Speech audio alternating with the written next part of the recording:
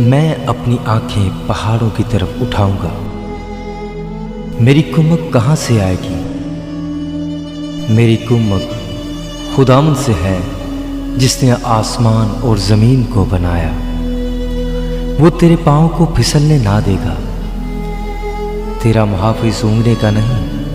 देख, इस्राएल का मुहाफिज ना ऊँघेगा ना सोएगा। खुदावंद तेरा मुहाफिज है।